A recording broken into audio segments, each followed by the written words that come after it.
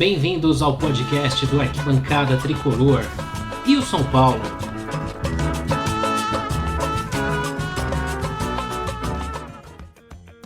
Olá Arquibancada, olá torcida Tricolor. Bom, vamos lá começar então mais um E o São Paulo, hoje novamente, claro, com um convidado especial. Antes a gente vai falar aqui dos nossos patrocinadores, dos nossos apoiadores. Primeiro vamos falar do betchamps.com, lá onde suas apostas podem valer muito. Então lá você entra no site betchamps.com, é só acessar, cadastrar e começar a apostar. E hoje também trazemos aí o apoio da SP Mania Tatuapé, a loja oficial do São Paulo, dos produtos licenciados do São Paulo, que inclusive já conta com a linha 2021 dos uniformes do São Paulo. Eles estão inclusive nessa fase, né, de mais restrições na pandemia, entregando tanto no sistema drive-thru, no Shopping Metrô Tatuapé, aqui na Zona Leste de São Paulo, também com motoboy, enfim, com todos os cuidados necessários, inclusive continuam personalizando as suas camisas do São Paulo da forma como você preferir. É só acessar o Instagram SP Mania Tatuapé, tudo junto, e aproveitar aí as promoções, a nova linha do São Paulo, como a gente já disse, a camisa retrô de mangas compridas, que apareceu hoje no site oficial do São Paulo, muito bonita também. Enfim, apareça lá na SP Mania Tatuapé pelo WhatsApp, né, nesse momento, já que os shoppings estão fechados aqui em São Paulo. Bom, começando então o nosso E o São Paulo número 2, hoje a gente recebe um convidado muito, muito especial, um cara que, além de ser São Paulino, ele foi um dos idealizadores, ou o idealizador, inclusive a gente vai conversar mais sobre isso durante nossa conversa, de um dos programas que eu gosto muito, e tenho certeza que você que está nos ouvindo aí em todas as plataformas de áudio também gosta muito, que é o Estádio 97. Então, começar a falar aqui com o Sombra. Primeiro, nosso muito obrigado pelo aceite ao convite e por participar aí do nosso podcast.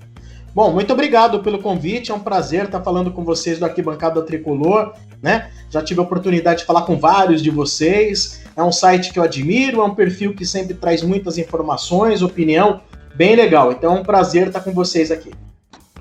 Beleza, Sombra, então para a gente começar, vamos começar falando do Estádio 97 mesmo, depois a gente aprofunda um pouco mais no São Paulo. Queria saber essa história do começo do programa, né? Eu, inclusive, já vi várias entrevistas aí de vocês durante os anos, falando desse início, que foi uma coisa pensada porque não era o perfil da Rádio Energia, claro, Rádio Energia, que inclusive é aqui da minha cidade, né? Começou aqui na minha cidade, que é Santo André. Não era o perfil da rádio ter um programa esportivo naquele momento, até por uma questão diretiva, né? A direção da rádio não tinha o interesse de ter um programa tipicamente esportivo, principalmente como se fazia naquela época. E aí parece que você deu a ideia de fazer, então vamos fazer um negócio diferente, vamos fazer um programa aí feito por torcedores, com uma linguagem mais popular, de torcedor mesmo, e não do jornalista esportivo, que naquela época era ainda mais quadrado, né? Foi mais ou menos assim que começou? Conta um pouco esses bastidores aí pra gente do início. Então, foi assim mesmo, cara, porque o que acontece, assim, a rádio, ela era um pouco cobiçada por equipes de transmissão esportiva que queriam fazer parcerias comerciais com a rádio. Então, o Éder Luiz procurou a gente, ele, antes de estar na Transamérica, ele procurou a Rádio Energia, né, para montar a equipe dele e aí fazer um tipo de sociedade com a rádio em cima de transmissão de jogo. Mas a gente sabe que os produtos do Éder Luiz são os produtos que levam uma cara um pouco mais conservadora, né? Um futebol um pouco mais conservador. E o dono da rádio, um dos donos da rádio, que cuida da parte artística da rádio, ele não gostaria muito de ouvir na rádio o formato de programa esportivo proposto naquele momento, né? Ele nem gosta de futebol, tá? O Zé Antônio, que é o que cuida da parte artística da rádio, que dá a última palavra no departamento, ele nem gosta de futebol, cara. Então, assim, vir para uma coisa assim, ainda com aspecto conservador dentro do futebol, a bem da verdade, assim, um pouco mais do mesmo seria, né? Uhum. Já tinha um monte de rádios que faziam a mesma coisa, mesmo tipo de projeto, Jovem Pan, Bandeirantes, Globo, Record, Gazeta, não sei nem, acho que a Capital se já fazia também. Bom, então, assim, uma ideia que bateu foi o seguinte, né? É uma coisa que eu já tinha um pouco na cabeça há alguns anos até, né? Porque você, às vezes, ouvindo um programa mais tradicional, você tem um comentarista falando, mas muitas vezes foge um pouco da visão do torcedor, né? O torcedor, muitas vezes, tem uma visão diferente do próprio comentarista que se coloca como imparcial. Então, surgiu a ideia, então vamos fazer programa de torcedor, cara. Torcedor falando, por que comentarista falando? Vamos fazer torcedor debatendo o time, chama, coloca o ouvinte no ar e vamos debater, vamos ver o que rola. E como o Zé é um cara que ele é sempre apto a novidades, coisas meio diferentes, tal, na época ele falou, pode pôr no ar, pode pôr hoje no ar, né? E teve isso, né? Foi no mesmo dia, ele topou a ideia e falou, então vai hoje pro ar. Não foi no dia, porque a gente, eu queria fazer uma plástica, alguma coisa, dar uma preparada, né? Dar uma estudada na situação. Mas foi pro ar no dia seguinte, no dia 17 de fevereiro de 1999. Na época, então, assim, a gente pegou a turma que trabalhava na própria rádio, que a gente, eventualmente, dentro da rádio, vivia debatendo futebol. Então, na época, tinha eu, de São Paulino, tinha um santista e tinha um corintiano. Não tinha ainda um palmeirense. Mas a gente foi só com os 3 mesmo para fazer o programa no ar, né? E aí começou a história do Estádio 97, né? Muita coisa mudou, muitas pessoas mudaram. De fato, da primeira formação, só eu que permaneci, mas inúmeras pessoas passaram.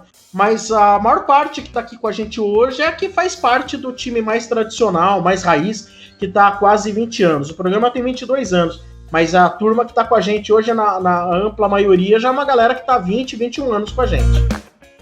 Bacana. E legal, uma das coisas que eu acho mais legais do Estádio 97 é que ele é um programa que ele extrapolou muito o mundo da Energia 97. Claro, acho que ele acabou influenciando programas, não só de rádio, mas também de TV. Acho que ele mexeu um pouco com a linguagem da imprensa esportiva, digamos assim, ou de todo mundo que trabalha com esporte na comunicação. Você acha que essa análise vocês fazem lá também? Você acha que mudou bastante depois da aparição do Estádio 97, até com programas tentando copiar ou fazer algo semelhante? Ah, sim, mudou bastante, né? E não só em rádio, como também em televisão, né? Você pode ver que assim, o primeiro programa que veio com uma linguagem totalmente informal para fazer debate de futebol foi o Estádio 97. Informal mesmo, né? É o Estádio 97 que veio para fazer esse tipo de debate, né?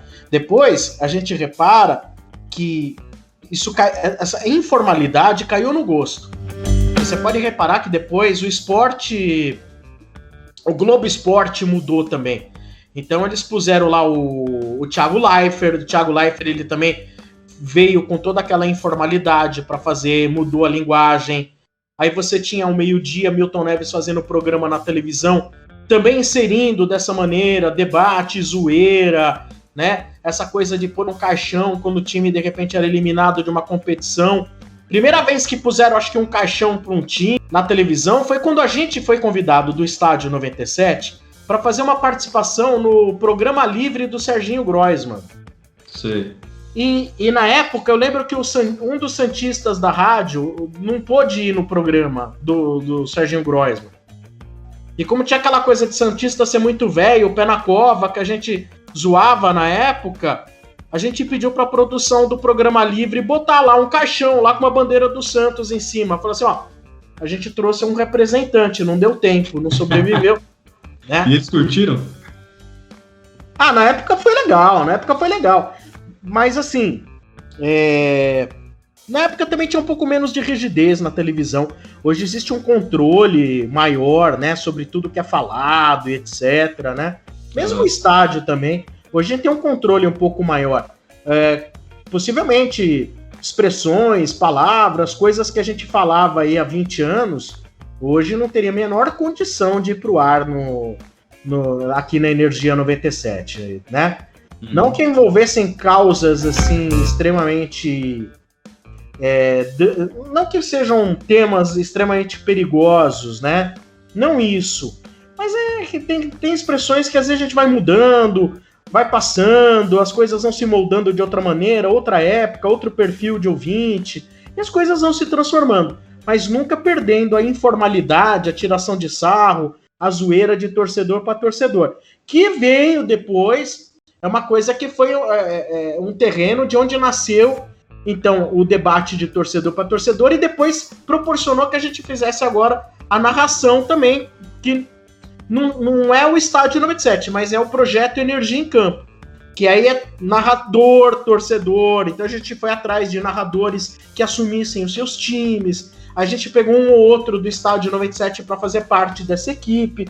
Então hoje, além do estádio, a gente também tem o Futebol Energia em Campo, que já é, no rádio e no YouTube, a segunda maior audiência do Brasil em transmissão de futebol. É impressionante também a aceitação do público com essa questão das transmissões, né? Que realmente todas as outras eram bem parecidas e, de novo, a Energia 97, né? Com alguns integrantes do estádio, de novo vieram com a ideia de trazer o torcedor, né? Foi bacana mesmo, inclusive a gente aqui no Arquibancada Tricolor tem toda a parceria, divulgação, a gente gosta muito e repercute aí tudo que vocês fazem lá, principalmente nas transmissões de jogos do São Paulo, com o Fernando Camargo, com o Marcão, com o Mota, enfim, é muito bacana. E um abraço, aliás, Marcão e Mota já estão previamente convidados para vir aqui conversar com a gente quando puderem. Legal, queria até entrar num tema aí que você citou, Sombra, que é lógico, vocês passaram por uma transformação em vários sentidos, né? O programa quando começou, a internet não tinha nem de perto a presença que tem hoje na vida das pessoas. Hoje em dia vocês transmitem o programa ao vivo no YouTube, com câmera no estúdio, enfim, a pessoa assiste o programa também, né? Se tivesse oportunidade e tal. Lá no começo, obviamente, era tudo muito diferente. Claro. E com essa transformação da tecnologia, teve também uma transformação na linguagem, nos grupos de pressão que estão, claro, muito fortes na internet, na sociedade como um todo. E houve aí alguns episódios que eu vou citar especificamente com você, fica à vontade também, caso você não queira falar, mas eu vou perguntar, que um foi o do chefe Benedetti, ano passado, se eu não estou enganado, teve alguma coisa também do Ale Oliveira, mas que não foi diretamente no estádio, foram questões pessoais dele, e aí, claro, vem uma cobrança muito forte, né, desses grupos, principalmente na internet e tal. E o Estádio 97, ele tem realmente como perfil um humor que muitas vezes ele bate ali na trave mesmo. Eu sei que essa é a ideia do programa, não dá para você também ficar controlando a todo tempo, né? Então, como que é para vocês conviverem com essa realidade, né, da internet, da lacração, que muitas vezes eu sei que extrapola mesmo? Como que vocês convivem com isso, tendo um programa tão bem-humorado, que às vezes eu sei que vocês passam no limite mesmo, não passam do limite, mas vocês ficam no limite e a gente sabe como é o futebol falado e comentado por torcedores, né? Olha, realmente, a gente tem às vezes um humor um pouco mais ácido, né? Um pouco mais cáustico, né? Agora, vamos entender um pouco também o seguinte, as pessoas que fazem o programa, elas não têm na essência, por exemplo, na sua essência, o racismo, não tem na sua essência... machismo. Eu não vou dizer machismo, mas assim, cara... Porque assim, de uma certa maneira, não adianta que a gente querer bancar de cordeirinho muitas vezes, tá? O futebol, ele é machista. Sim. O futebol, na sua essência, é machista. Só que existe uma diferença muito grande entre você ter uma pegada, às vezes, de um... Vou dar um exemplo pra você. Eu não suporto ver futebol feminino, acho chato pra cacete. Somos dois, mas tudo bem, vamos lá. Então vou lá. Eu tenho que ter o direito de dizer que eu não gosto do futebol feminino, porque eu não gosto de fato. Olha, eu acho o vôlei feminino legal, eu acho o basquete feminino legal, mas o futebol feminino eu acho chato pra caramba, né? Tá, isso é uma maneira informal de colocar uma opinião no ar, mas que de repente quem não conhece, que pega, mas esse cara é um machista escroto. Não é questão de ser machista escroto. Eu tenho o direito de achar que um esporte, determinado esporte praticado pela mulher, eu acho ruim pra caramba, né? Agora, isso não significa que a gente, por exemplo, trata mal a mulher. Isso não significa que se uma mulher liga no programa, a gente vai ser escroto com a mulher. Não tem nada a ver uma coisa com a outra. Então, tem gente que por causa da gente, de repente, por opinião nossa de não gostar de futebol feminino, de repente vai chegar e vai falar, machista escroto. E vai colocar a gente numa vala comum. Entende? Então, por exemplo, essa coisa assim do racismo. Ninguém aqui dentro tem uma essência racista, muito pelo contrário, né? Até um absurdo, isso. Agora, nós tivemos um componente do programa que fazia participação no Futebol Energia em Campo, que num determinado momento, e eu não tenho nem noção de como que ele foi buscar isso, ele usou uma expressão extremamente infeliz. É verdade. Concordo. Né? Sim. Ele usou uma expressão extremamente infeliz. E naquele momento, falou assim, porra, o cara não pode continuar no programa. Por quê? Porque se de repente, mesmo que ainda sem querer, ele tenha dado vazão a uma expressão dessa... É porque é uma pessoa que não está preparada para estar com a gente, não está preparada para estar com a gente 90 minutos, de repente, 2h30 no ar, à frente do microfone, né? Porque, de repente, tem alguma coisa nele que provocou ele falar isso, né? Olha, sinceramente, assim, cara, eu nem acho... E o cara não é racista. Ele não é. Eu vi até uma entrevista dele dias atrás no podcast também falando sobre o assunto de forma mais aberta. Realmente me dá essa impressão. Foi uma expressão realmente muito infeliz na hora, né? Mas não dá a impressão de ser um cara racista. Não é isso. Não é e não é mesmo. Mas aí a gente tem que se precaver e falar assim, o cara tem que ter maior controle sobre as coisas que fala. Então, não tá preparado para uma continuidade, né? Para uma continuidade dentro do programa, dentro da própria rádio Energia 97. E tava há muitos anos com a gente, mas às vezes a gente, por exemplo, assim, às vezes demora, mas acontece que, o cara mostrou que de repente não tava com amadurecimento para poder participar. Ele não teve, na hora, no mínimo, bom senso de entender que aquilo era uma frase extremamente mal colocada, estúpida, abominável, né? Então a gente tem, apesar de torcedores, a gente tem que ter uma preocupação muito grande com tudo aquilo que é falado e vai ao ar, né? Isso. Mas essa questão também, lógico que é uma coisa menor, porque eu vejo também no Estádio 97 que uma das fórmulas do sucesso do programa é justamente a montagem da equipe, né? Porque você tem, como você disse, a equipe já mudou bastante, mas vocês conseguem manter esse padrão de futebol comentado por torcedores de forma bem humorada, tal. Claro que o pessoal que vem das antigas também ajuda muito nisso. O Mano, por exemplo, eu acho um gênio nessa questão que a gente estava falando do humor. Ele não passa do limite, mas ele sempre dá aqueles exemplos dele que, ninguém aguenta, né? Todo mundo dá risada. Ele tem sempre um exemplo estranho sobre qualquer assunto, mas é um cara que consegue, né? Até pela experiência dele em TV agora também. Verdade. Essa montagem de equipe, como que é? Assim, alguém te ajuda nessa questão também? Ou você está sempre de olho em alguém que possa participar? Alguém que, de repente, numa ligação rende bem? É você que tem mais essa função, digamos assim? Ou é algo que rola com outras pessoas também da equipe?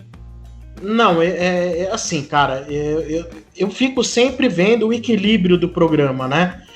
O que dá encaixe com o que, né? Então a gente foi montando o programa pensando muito nisso.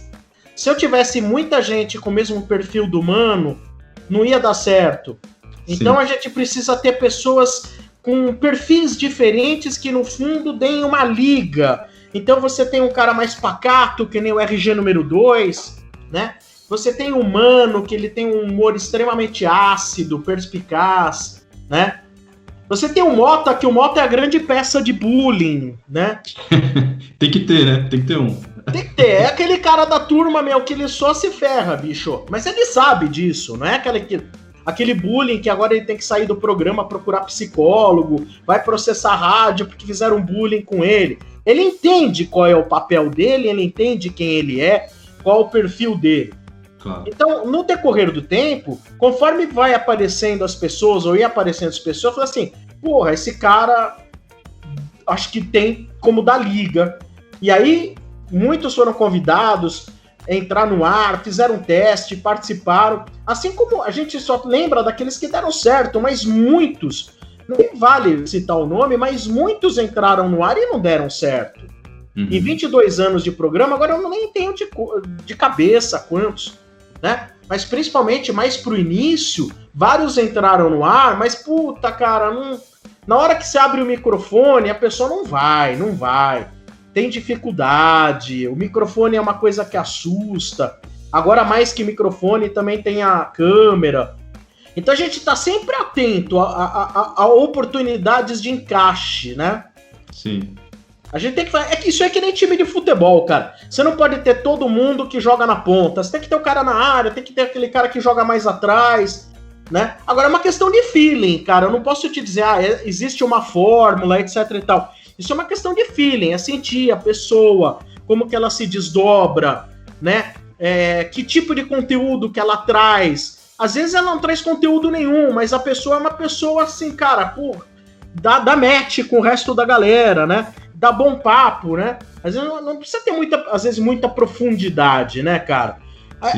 É uma amostragem da população, da galera, da turma de amigos. Na turma de amigos sempre tem vários diferentes. Tem o mais quieto, tem o mais falador, tem aquele que às vezes é um pouco mais equilibrado, tem aquele que é mais roots, mais radical, né? Então, por exemplo, eu acho que eu tenho até um perfil mais equilibrado. Aí você pega o Domênico, o Domênico é o ápice da loucura. É louco, o Domênico é louco. Completamente louco, né? Então, é mais ou menos por aí. Agora, então a gente tá sempre aberto a ouvir, compreender. É lógico que se amanhã eu conheço mais 2 ou 3 pessoas que poderiam dar encaixe no programa, eu não tenho como contratar essas pessoas, porque o programa ele já tá robusto, já tem várias pessoas trabalhando.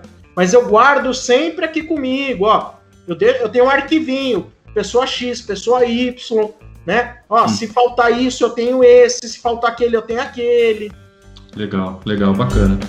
Bom, Sombra, vamos entrar mais no São Paulo, então, né? A única pergunta que a gente faz sempre para todos os convidados aqui é uma pergunta até meio filosófica, você pode responder da forma como você preferir, tá? Que é inclusive o nome do podcast. Sombra, e o São Paulo? São Paulo é uma grande instituição que, com o passar dos anos, sofreu muitas rachaduras, inúmeras rachaduras, muitos problemas nos seus alicerces, mas os problemas não foram resolvidos. E aí, tem uma rachadura lá na coluna, os caras meteram lá uma argamassa e uma mão de tinta. E isso é que vinha acontecendo no São Paulo. Isso de uma forma figurativa, né? Torço eu que agora, com a nova gestão, esses alicerces eles possam ser reparados de fato, né? Agora, tudo aquilo que é destruído em muitos anos, você não constrói, você não reconstrói rapidamente. Destruir é mais fácil que construir, né? Você demolir um prédio, você enche lá de dinamite nos lugares estratégicos e você detona. Para você construir de novo, vão anos. Então, eu fico na esperança de que a nova gestão tenha consciência, tenha sabedoria para conseguir reconstruir o São Paulo, pelo menos iniciar uma reconstrução. Colocar o São Paulo de novo num posto de protagonismo. Muito embora várias pessoas que hoje fazem parte da gestão, no passado, foram apoiadoras do Leco, foram apoiadoras de Carlos Miguel Aidar e de Juvenal Juvencio, que eu entendo que toda essa podridão já começou, ainda que com o presidente vitorioso, mas começou sim na gestão de Juvenal Juvencio, principalmente pela implantação de um modelo político nojento, do toma lá da cá. Então eu ainda tenho os meus temores em relação à nova gestão. Mas eu não vou aqui, eu tenho os meus temores, mas eu não vou começar a criticar a nova gestão sem ter o que criticar. Tem que se dar tempo. O Júlio prometeu que ia fazer um São Paulo diferente. Cara, temos que acreditar, temos que botar fé, dar um tempo, né? Entender. Não é fácil. Vamos supor que ele esteja agora no rumo certo, e esteja realmente com boa vontade de fazer as coisas acontecerem como elas devem ser feitas, mas você pega um São Paulo estrupiado financeiramente. Você levantar um clube financeiramente estrupiado não é fácil, cara, não é fácil. E no fundo tudo acaba virando se o time ganha e você não tem dinheiro para fazer grandes contratações, você não contrata quem quer, você contrata quem pode. Tem que fazer uma análise, uma filtragem muito grande, e às vezes a coisa pode não dar certo. Mas assim, eu sinceramente eu tô na torcida. Até mesmo pela presença do Muricy dentro da comissão, porque o Muricy é meio que os olhos, né? O Muricy é meio que os olhos do torcedor. Eu acho que se tiver muita coisa errada acontecendo, porque assim, não existe um clube onde tudo é sempre certo e perfeito. Existe aquele que minimiza os erros, né? Então, se com a presença do Muricy lá dentro for possível minimizar a quantidade de erros, porque errar vai errar, todo mundo erra. Só que o segredo está em você diminuir a margem de erro. Então, se através aí da presença do Muricy como fiscal do torcedor, conseguir minimizar os erros lá dentro, eu acho que a coisa pode ter um bom início. Eu acho que uma reconstrução do São Paulo não vai se fazer em um ano. Eu acho que assim, o Casares ele vai demorar aí todos os 3 anos dele da gestão para poder colocar o São Paulo nos trilhos. Colocar o São Paulo nos trilhos, de repente, não significa que olha, nos 3 anos ele não vai ter chance de ganhar título nenhum, disputar título nenhum. Não é isso. Tanto é que o Santos disputou final da Libertadores do jeito, assim, inacreditável, né, cara? Tem coisas no futebol que... também. Sem poder contratar jogador, pegando molecada da base, misturando com alguns jogadores que outros juravam que nem ia dar certo. É o Marinho que chegou desacreditado do Grêmio. Então pode realmente acontecer. Às vezes você soma ali um elenco mediano, de razoável para bom, com um treinador bom, a coisa às vezes flui e anda. Às vezes a coisa pode fluir e andar. Agora, o time ganhar em campo é um bom sinal. Mas não é 100% certeza de que ele é reflexo de que tudo fora de campo está andando bem. Volta e meia, a gente viu um Corinthians que na última década ganhou muitos títulos, mas fora de campo, o Corinthians ele foi se destruindo. Acontece que dentro de campo eles conseguiram resolver os assuntos. Uhum. Às vezes até sem pagar salário conseguia conquistar campeonatos e tudo mais, né? Exatamente. Agora chegou no momento, cara, que eles não têm mais como contratar mesmo. A coisa tá feia. Não tem jogador da base muito bom para puxar. Então, e o resultado tá aí. É um Corinthians que, o torcedor do Corinthians tá meio assustado. O que vai acontecer? Os caras não têm como trazer jogador. A coisa tá... É uma dívida muito maior que a do São Paulo. É a maior dívida do estado de São Paulo. Então, o Cruzeiro é um exemplo disso. Estava lá, ganhou bicampeão brasileiro, ganhou Copa do Brasil, agora estourou tudo, né, cara? Trouxe jogador, pagou fortuna, ganhou título. E agora?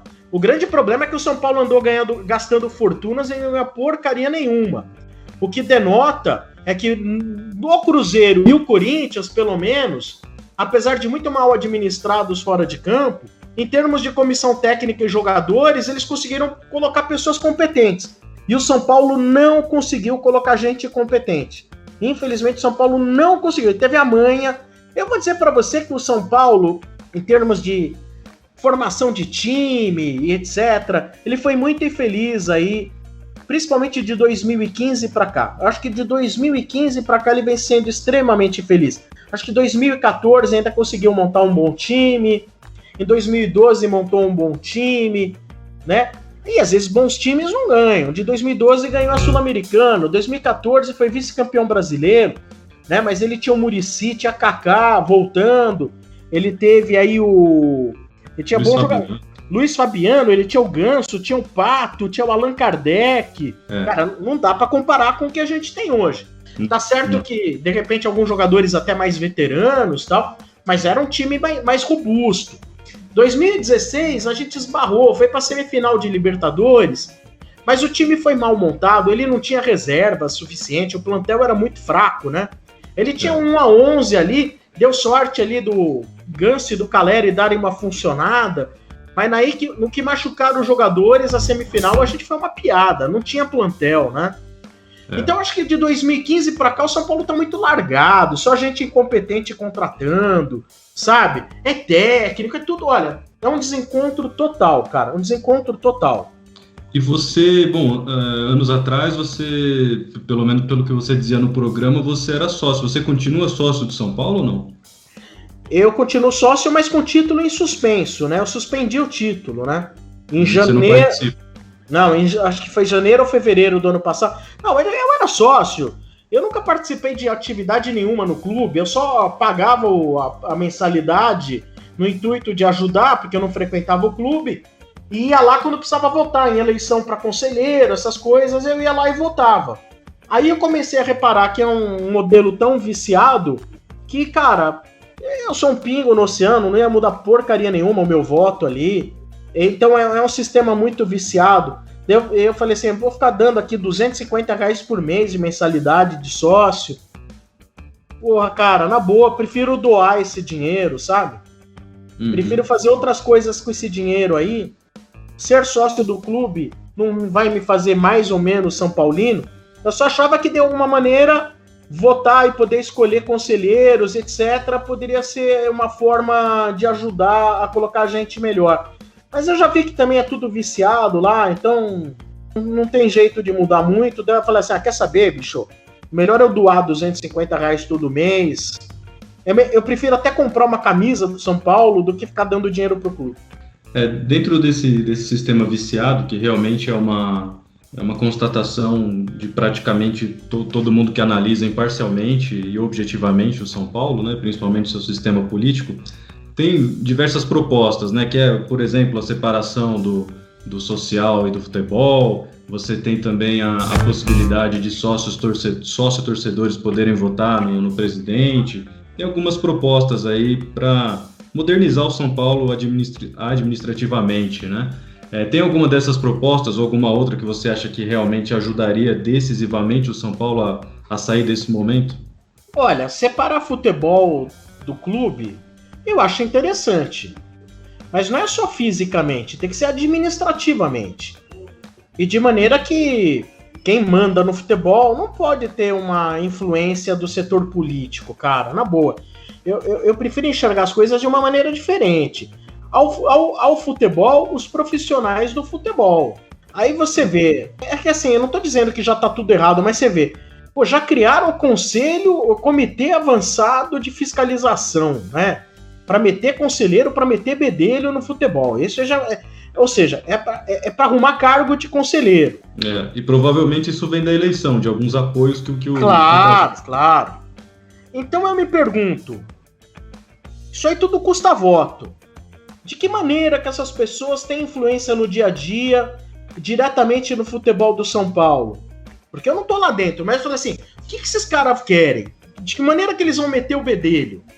Aprovação de contas, por exemplo. As contas do São Paulo, como que as contas do São Paulo vinham sendo aprovadas? É um absurdo. Como que vai aprovar a conta do São Paulo? São Paulo derretendo dinheiro todo ano e vai aprovando conta. Então, às vezes, é uma caixa preta, como dizem, que fica restrita a um grupo aí que tem poder, né? Então, é conselheiro. Conselheiro.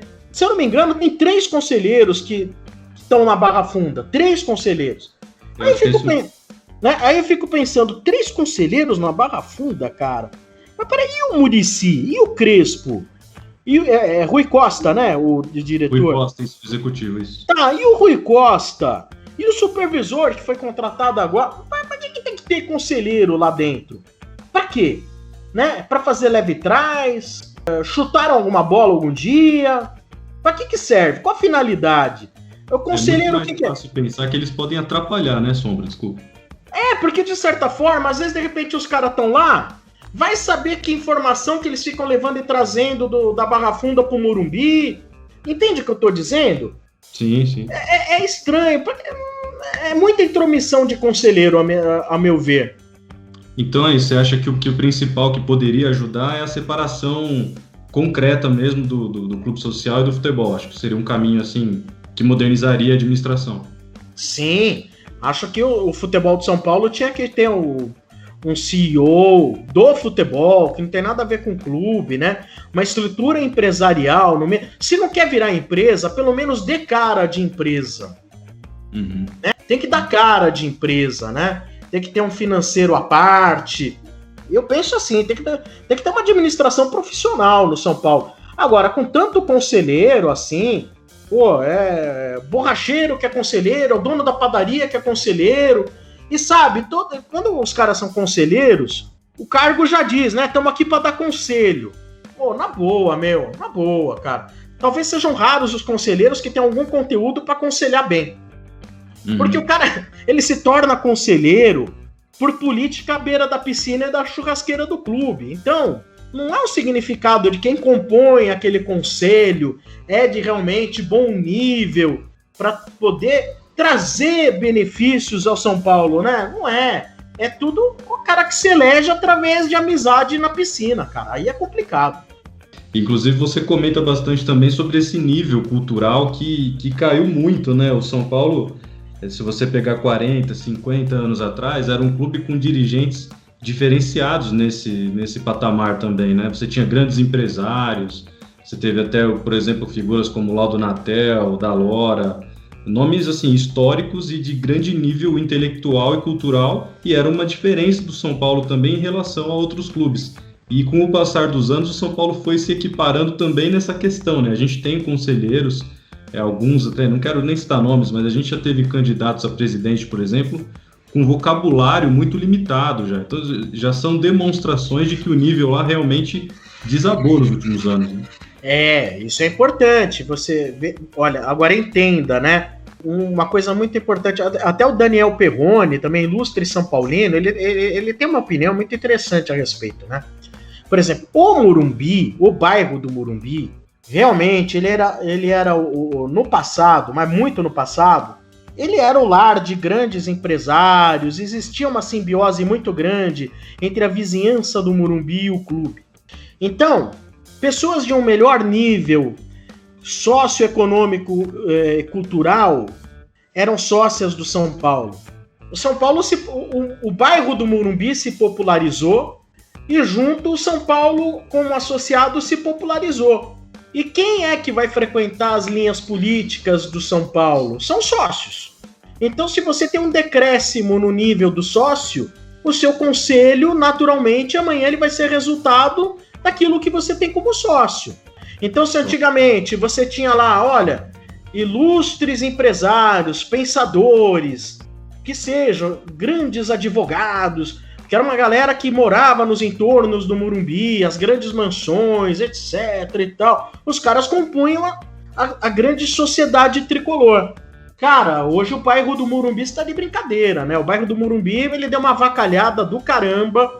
Um dos lugares mais fácil que tem para comprar apartamento em São Paulo é o Morumbi, bairro do Morumbi. Uhum. Porque é um bairro que é extremamente perigoso. Então, o cara tá lá, tem gente lá há anos tentando vender apartamento no Morumbi e não consegue, porque as pessoas não querem mais ir morar no bairro do Morumbi. Então, vai no Morumbi não é quem pode, né? Vai no Morumbi hoje é o que dá. E aí, naturalmente, o cara acaba se tornando sócio de São Paulo. E, infelizmente, há um decréscimo, cara. Há um decréscimo aí socioeconômico-cultural. Eu sei que tem gente que vai reclamar, mas, cara, na boa, bicho, na boa. A gente precisa ter gente de mais conteúdo. Gente de mais conteúdo nas fileiras do Morumbi, sinceramente. Os últimos estão morrendo aí, os velhinhos estão morrendo. E aí, o que vai ficar? É triste, hein? Não, o cenário não é bom mesmo. Se não tivesse essas mudanças que a gente estava comentando aqui, alguma delas pelo menos, o cenário é horrível mesmo. Sombra, falando um pouco da sua participação como torcedor, a gente sabe que você já teve participações bem intensas como torcedor, já foi inclusive de torcida organizada, né? Já. Como que era assim, quando você começou a frequentar estádio e tal? Você era um cara mais... Porque, lógico, a sua imagem no programa, até como apresentador e tal, é de um cara realmente mais ponderado, mais equilibrado e tal. Mas você também já foi um cara mais apaixonado, digamos assim, mais visceral no seu relacionamento com o São Paulo? Não, mais visceral não, cara. É assim, eu continuo sendo um cara que, por exemplo, fica nervoso com São Paulo, tão fanático quanto. Agora, eu, como pessoa, eu tenho um perfil mais ponderado. Fui de torcida organizada, eu entrei pra torcida organizada quando eu tinha 14, 15 anos de idade. Mesmo quando adolescente, eu sempre fui mais ponderado, mais calmo, mais tranquilo. Então, às vezes a pessoa pensa, o cara de torcida organizada, ele é vida louca, o cara tá lá pra brigar. Nada a ver, nada a ver. E nunca sequer me misturei com pessoas que estivessem lá com intuitos de violência, de briga, etc e tal. É que eu achava Já legal. tinha isso na época? Tinha sim. Tinha, mas aqueles tinha. grupinhos que iam pro estádio mais a fim de brigar mesmo. Mas ficava nas cordas atrás da arquibancada. Um ficava xingando o outro, tal. Às vezes um pulava a corda e brigava, mas, pô, vou ficar numa corda tentando pra xingar, pra agredir o outro, pelo amor de Deus. Mas era pouca gente que fazia isso também, não era?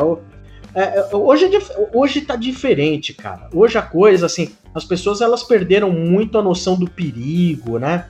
Então hoje elas estão muito matar ou morrer. A sociedade, olha, você tá vendo o que a gente tá falando? A gente sempre vai e volta e a gente vai falar sempre do nível da sociedade, né? O São Paulo é uma amostragem do nível da sociedade. Então na época eu curtia pra caramba. Mas qual que era a minha curtição, cara? Era comprar tecido, ajudar a pintar bandeira. Até, pô, eu lembro que o São Paulo tinha, acho que, não sei se na época era o Silvio, o presidente da Dragões, acho que o Silvio foi presidente. Aí tinha também o Sidão, uma figura icônica da torcida do São Paulo, da Dragões da Real. E aí, quando eu já tinha 18 anos, eu tive a oportunidade de comprar o meu primeiro carro. Porra, eu fui com ele em tecelagem, comprar tecido, fomos em loja de tinta comprar tinta. Então, eram coisas que eu curtia como torcedor, era fazer isso, né? Mas depois, lá para 88, 89, eu já estava com 19, 20 anos, e aí surgiu a oportunidade de trabalhar naquilo que eu sempre sonhei, que era comunicação, rádio, né? E ao mesmo tempo que eu comecei a trabalhar em rádio, aí não tinha mais jeito de participar de torcida organizada, de frequentar estádio. Frequentar estádio, eventualmente, uma vez ou outra, até ir, assim. Agora, depois que criamos, então, o estádio no Met7, fui ainda algumas vezes acompanhando os torcedores, a gente ia lá nas numeradas, às vezes arquibancadas, mas infelizmente, recentemente, nos últimos anos, até por causa de horário e as exigências que eu tenho aqui em relação a cuidar da rádio, porque muita gente pensa que eu sou só um dos apresentadores do estádio. Não, na verdade, eu sou coordenador artístico da Rádio Energia. Eu tenho outras tarefas aqui, que não é só programa de futebol, é programa de jornalismo, é programa de flashback, é programa de entretenimento, é liderar uma turma na criação de tudo isso aí. Então, às vezes fica complicado. Então, eu vou te falar, faz mais de ano que eu não vou no Morumbi.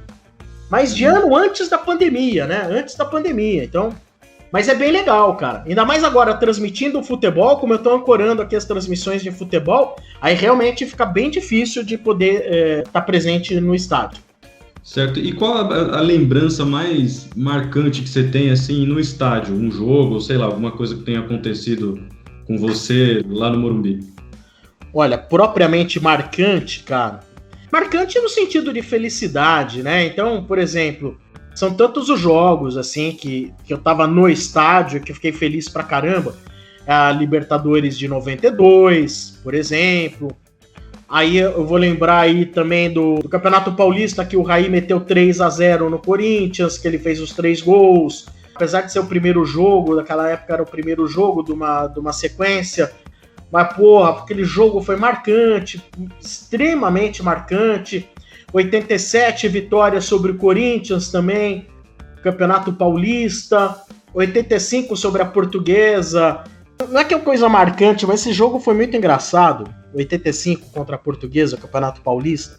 Porque a torcida da Portuguesa ela ainda tinha uma certa quantidade aí de torcedores. E ela lotou 3 gomos da arquibancada do Morumbi. 3 gomos. É muito. Não, mas era normal, né? Até dessa época pra trás, era normal você ter 3 ou 4 gomos da arquibancada do Morumbi, com torcedores da Lusa, torcidas organizadas da Lusa, bandeirões, e era torcida da Lusa mesmo, não era simpatizante, era torcida da Lusa mesmo. Uhum. E eu lembro desse jogo, tinha 3 gomos aí da torcida da Lusa enchendo o Morumbi, e começou a chover. Cara, juro pra você, só choveu em cima da torcida da Portuguesa, cara. Mas assim, parece que com a Portuguesa acontece tudo, né? E a gente via os caras tudo puxando capa do outro lado, né? E fala, o que tá acontecendo? E de repente você viu uma névoa assim, em cima dos caras, só chovia ali. Não é que foi uma coisa, é que foi uma coisa que me marcou, isso aí que a Portuguesa sempre se ferra, né, cara? E ali até a torcida se ferrou esse dia, cara. Lógico, o São Paulo acabou sendo campeão paulista, tudo, maior felicidade, né? Mas assim, nenhum outro fato, assim, algum drama, não, nenhum drama. É só mesmo felicidade, cara. São esses jogos aí, né? Esses jogos aí marcaram bastante. 2005, Libertadores, estava lá também. Teve alguns jogos que marcaram também em mata-mata de Libertadores, de 2005, contra o Palmeiras, como também teve em 2004, embora a gente não tivesse ganho. Mas nenhum outro fato que você fala, nossa, que coisa marcante, inesquecível. Nada de muito diferente. Nunca chegou a ser preso igual o Mano, também no estádio, mas tranquilo você, né? Não, teve sim, teve. Teve? Conta aí. Teve. Mas eu era menor, né? Eu era menor de idade. Foi dentro da própria Dragões que eu tava xingando o jogador do São Paulo e tinha um torcedor que não gostava e veio pra cima de mim, veio agredindo, e aí fica aquela coisa, né, meu? Puta, soco e tapa pra todo lado, e etc e tal. Aí veio a PM e levou. Mas como eu era menor, eu fui dispensado ali, né? Você vai lá, fica um tempo ali na salinha ali, nem era cadeia, na verdade, né? Uhum. E aí depois eu fui liberado. A briga dentro da própria torcida, cara. Puta merda. E tem uma história maravilhosa, né? Que inclusive é um dos cortes do Estádio 97 no YouTube, que uma vez o companheiro de cela do Mano ligou no programa no Estádio 97 e contou como foi a situação. Foi naquele jogo que foi 5-1 pro São Paulo em 2005. E o Mano foi preso nesse jogo, aí o cara também foi preso, um São Paulino, e ligou no estádio. Aliás, depois digitem aí no YouTube, companheiro de cela do Mano. Esse é o corte, é maravilhoso, a história é maravilhosa. O cara ligou no estádio e contou a história, foi demais. Eu tava lá nesse dia. Eu tava lá. Tava eu e o Benjamin levando os corintianos e eu levando os São Paulinos, a gente tava na numerada. Aham. Porra, de repente toca o telefone do Benjamin, meu, era Coronel Marinho, falando, o Mano foi preso. O Mano foi preso, ele tá aqui, não sei o que lá, vem buscar ele aqui, né? Uhum. O Mano arrumou uma encrenca lá com a PM lá, puta. Depois ele não ficou preso até o fim do jogo, daí o Coronel Marinho falou assim, eu só vou liberar, mas ele não volta pro meio da torcida Gaviões, ele vai ter que ficar com vocês na numerada, até o fim do jogo. O bicho tava bravo, cara. E ele teve que ver os 5 gols do São Paulo. Ele bufava, cara. Tava... E ele ficou preso com o São Paulino lá. Isso né? aí. Que foi, em tese, foi o São Paulino que eu acho que ele tava xingando. Aí eu não sei se o São Paulino revidou e foram os dois presos, né? Aí anos depois o São Paulino ligou. Aqui. Ligou no maravilhoso. Maravilhoso. Falou, mano, eu tava na cadeia com você, meu, maravilhoso isso. É isso aí. Bom, a gente tava falando sobre o São Paulo, né? Falar um pouquinho sobre o time atual. O início aqui de 2021, claro que com todas as limitações e observações que são necessárias por a gente estar vivendo esse momento de pandemia. Você acha que está sendo legal esse início de trabalho do Crespo, as contratações no geral? Como que você tem visto aí o São Paulo nesse início? Cara, eu não vou dizer que tá tudo bom, também não vou dizer que tá tudo ruim. Acho que é muito cedo, cara, extremamente cedo para fazer qualquer análise.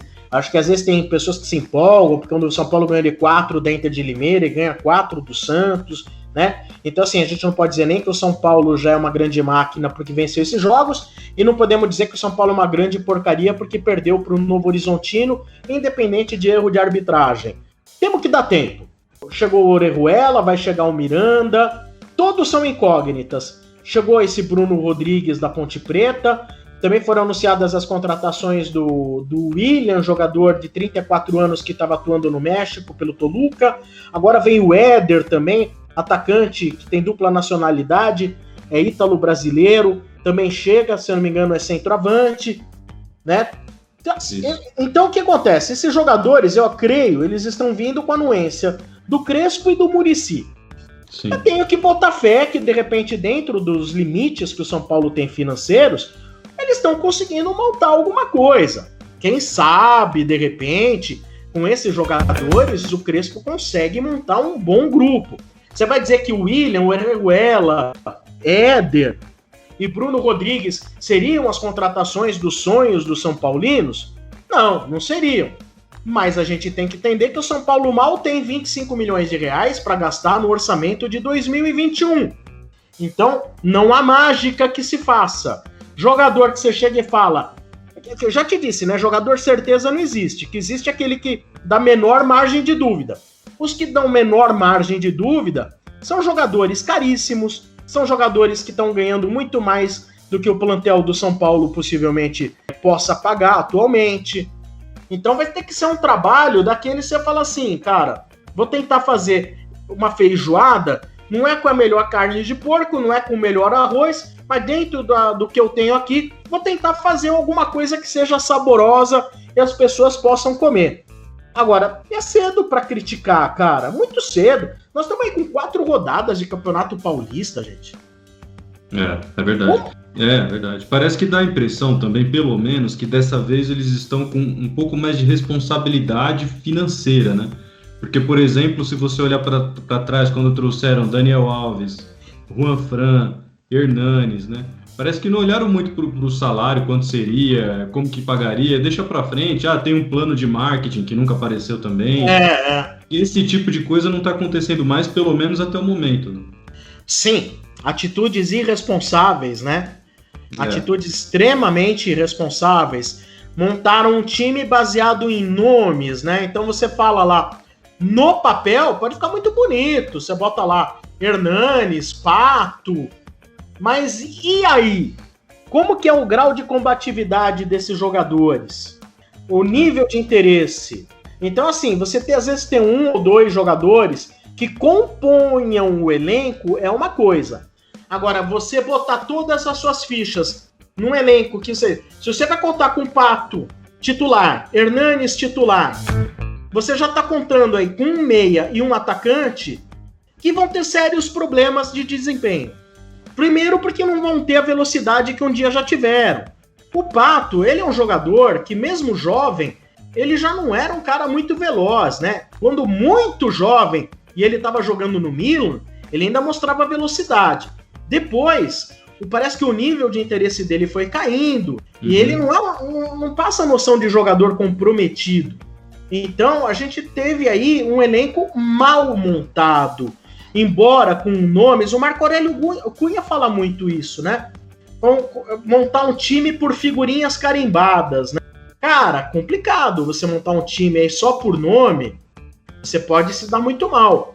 Se você tem ali os jogadores que vêm com uma determinada faixa etária, mas vêm para compor o elenco e não para ser os caras que vão ser os grandes responsáveis para colocar protagonismo dentro de campo, eu até entendo que possa valer. Por exemplo, o Miranda chegou. Não tenho dúvida que ele foi um grande zagueiro. Espero que dê certo. Ele estava no futebol chinês. Chegaram mais 2 jogadores velhos aí.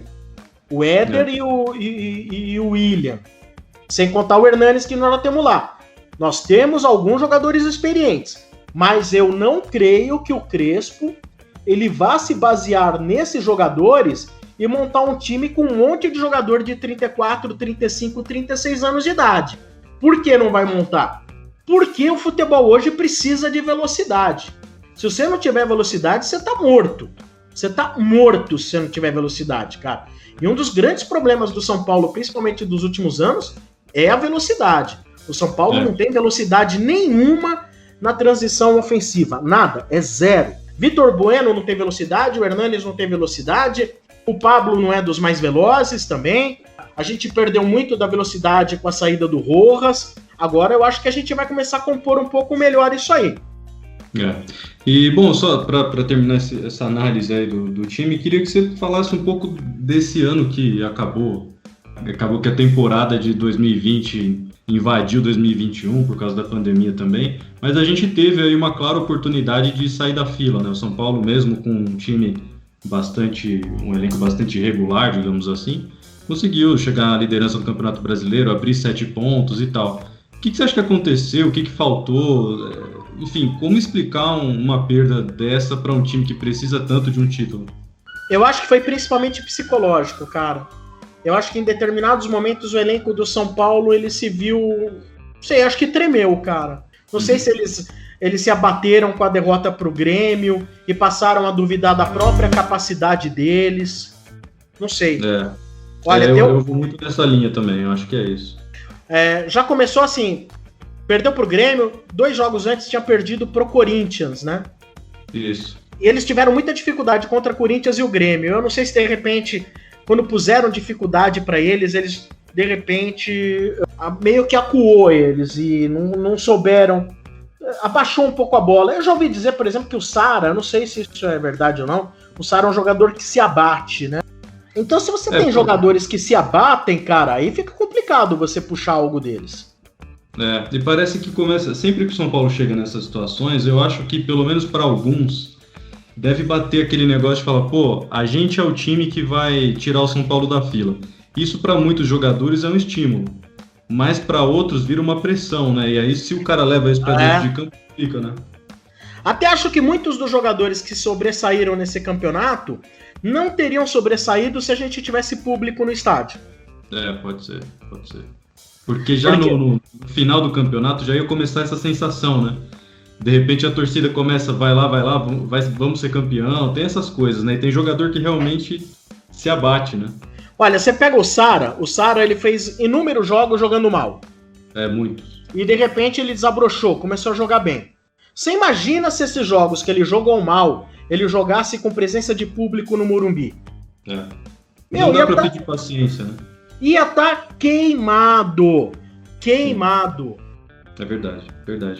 Bom, Sombra, estamos encaminhando aí pro final. Queria que você falasse, a gente percebeu que você tá, nos últimos tempos aí, com um trabalho forte também nas redes sociais, né? Queria então abrir um espaço aí para você divulgar suas redes sociais, também o Estádio 97, fica à vontade aí para falar os endereços, os horários, pode ficar à vontade para divulgar. Bom, Estádio 97, assim como há 22 anos, a gente está na Energia 97 FM, para quem está em São Paulo, ouve 97,7, para quem está em qualquer lugar do planeta, pode acompanhar pelo aplicativo da Energia 97, pode assistir o Estádio 97 também, através do youtube.com/energia97, né? E eu tô com as minhas mídias sociais, tanto o Instagram quanto o Twitter, Sombra Tricolor o perfil. E eu montei recentemente o canal de YouTube, ele não tem tantos vídeos diários, etc. O que eu procuro mais é pelo menos colocar aí, quando tem jogo do São Paulo, fazer uma análise pós-jogo, com interação dos seguidores, no canal Sombra Tricolor também no YouTube. E eventualmente, uma vez por semana, também uma live, batendo papo com convidados e também com torcedores do São Paulo. Porque como eu tenho muito trabalho aqui para fazer pela rádio, não dá para dar uma dedicação 100% para a parte online, né? Mas eu montei lá, tá lá o Sombra Tricolor, a gente tá com 18 mil seguidores, quem sabe a gente consegue crescer um pouco mais, ter uma quantidade maior de seguidores, mas fica o agradecimento pelo espaço que vocês estão dando, um grande sucesso aí para vocês também do Arquibancada Tricolor, viu, Anderson? Muito obrigado. Eu te agradeço, Sombra, novamente aí por ter aceito o convite, conversando mais de 1 hora aí sobre o São Paulo e toda a sua carreira, sua trajetória aí. Parabenizar você e toda a equipe do Estádio 97, da Energia 97 também pelas transmissões. Nós aqui do Arquibancada estamos sempre ligados, interagindo com vocês, né? Esperar passar aí essa pandemia, se Deus quiser, vai acabar logo para a gente estar aí junto com vocês no estúdio assistindo o programa, que é sempre muito legal. Tá, enfim, dentro do que a gente conversou, você acha que faltou alguma coisa que você queira falar, algum recado que você queira deixar, enfim. Acho que queria só que você deixasse também uma opinião sobre essa questão da paralisação ou não do campeonato, qual a sua opinião, que é um tema que está fervendo aí nos últimos dias também. Né? Olha, cara, é assim, a gente está vivendo um momento de muita coisa importante acontecendo, muitas vidas morrendo, né? Então, assim, eu sinceramente eu não consigo ter uma opinião formada se eu sou a favor ou contra a paralisação do campeonato. Na prática, eu entendo que o menor dos males é o futebol. Tem todo um protocolo em cima do futebol, então me parece que talvez não fosse o problema a continuidade do futebol. Porém, talvez quem peça também a paralisação do futebol veja pelo lado simbólico da coisa. Porque há um pedido geral aí em todo o país, né?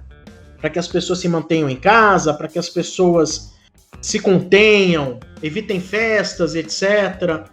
E eu não sei se eles veem também o futebol e falam assim, olha, gente, a coisa é tão grave que até o futebol parou, para dar um exemplo. Tem muita controvérsia em tudo, mas uma coisa é fato, a gente vive um momento muito triste, né? São muitas vidas, a cada dia morrem mais pessoas, parece que é um negócio que não tem uma tendência de curto prazo a diminuir. Eu entendo que pro futebol a parada, pros clubes, pros jogadores, realmente pode ser bem ruim essa parada. Como é ruim toda a parada que existe para o comércio, para as empresas, indústrias, é realmente de fato muito ruim. Mas, de certa forma, o futebol é menos, como já disse o Milton Neves, né? Mais importante das coisas menos importantes.